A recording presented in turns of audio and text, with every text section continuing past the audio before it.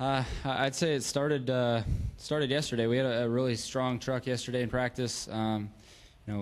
Shelton and the guys brought a great new truck. It had never seen the racetrack before yesterday, so we made a few adjustments to try to free it up. It started off tight, and we didn't qualify as well as we expected to. I think our truck just takes some time to get wound up and get some speed in it for whatever reason, and it was showing that again in the race. On new tires, it just took 6-7 laps to get wound up. So we got up front pretty early and led a lot of laps, and we didn't have to change much on the truck. It was driving great.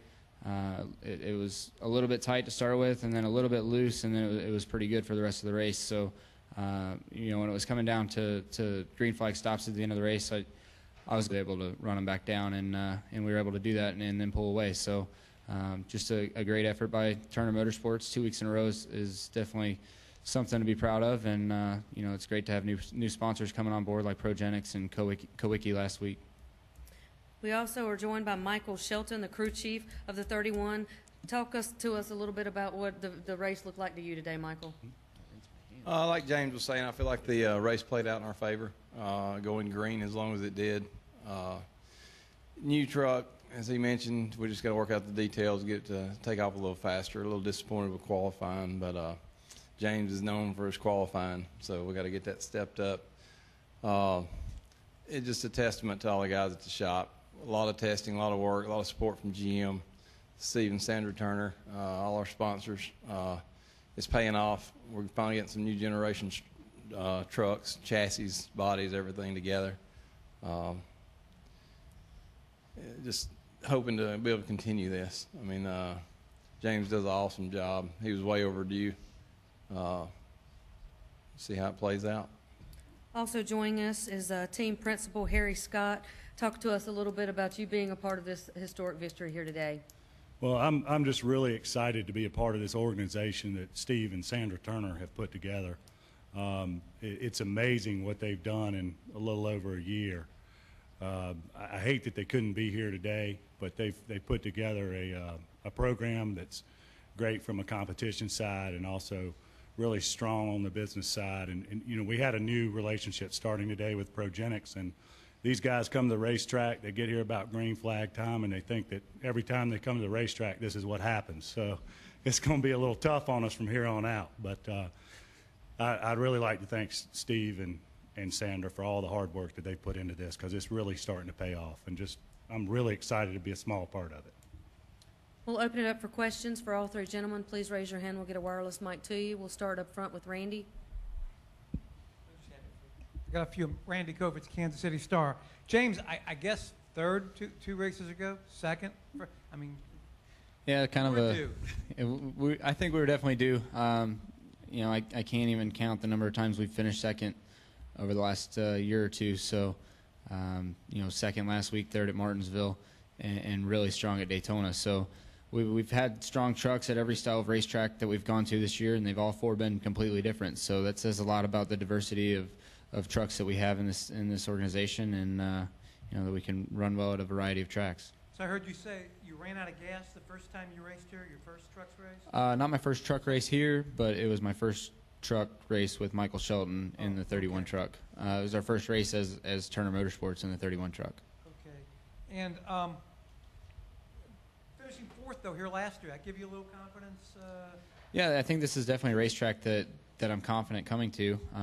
Our trucks are particularly good on a mile-and-a-half racetrack. We've shown that in the past. We've been strong at mile-and-a-halves, and Kansas was one of the places that we've always seemed to be really strong at. And coming here with a brand new truck, you always have, you're worried about what the new truck's going to do because there's so many unknowns. But just based off of all the testing we've done and everything that's been progressing at Turner Motorsports, I was excited coming into this race. I knew a week ago that we had a shot to win this race. So, just with the evolution that Turner Motorsports has been taking, it's just been getting stronger and stronger, and hopefully it continues. And last thing, 2012 has been pretty good. You got a nationwide win and a trucks win.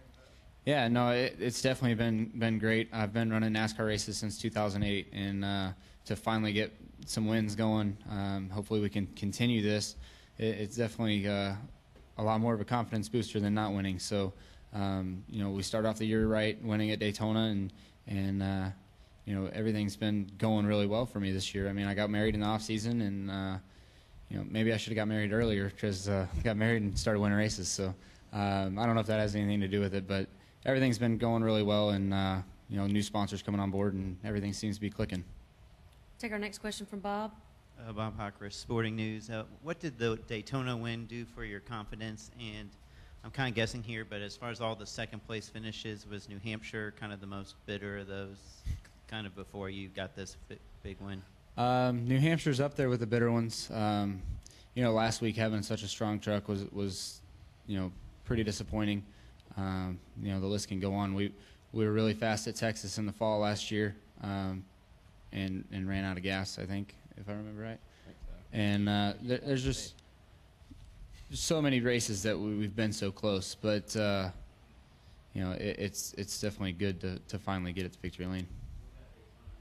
Daytona building confidence. Yeah, it definitely builds confidence because you know that it's possible to get victory lane. You've been racing in NASCAR for so long, and you finally get to victory lane. It's like, okay, we can really do this, and it just boosts your confidence level. But days like today, when you go out there and lead laps all day long, that's more of a confidence booster than I'd say Daytona was. We led the last lap of the race at Daytona. Daytona's and Talladega seem to be a crapshoot a lot, so if you can go out there like days like today and run up front and lead laps all day long and then get the victory, it definitely is more of a confidence booster than Daytona was. James Scott Trailer, Sports Radio 810 WHB, Racing Boys Radio. I'm interested in the communication between you and Michael, and say the communication between you and Trent Owens. And is it close to the same, the verbiage that you use? Do you find it difficult to go back and forth from two different crew chiefs? They're the same but different. There is some similarities, but Michael and I have been working together for a longer consecutive period of time. I worked with Trent several years ago, when I first came into NASCAR, and he was actually my first crew chief in NASCAR. So, I have history with both of them, and I know how to work with both of them, but there are differences, and you do have to know how to explain to them what the car's doing so they understand it. And and Michael's been a good help to help our nationwide cars get better just by helping Trent, because Michael's been working with me the last couple of years, giving Trent a direction for the cars, and we've been able to get a little bit better as the season's gone on. Any questions from the press box?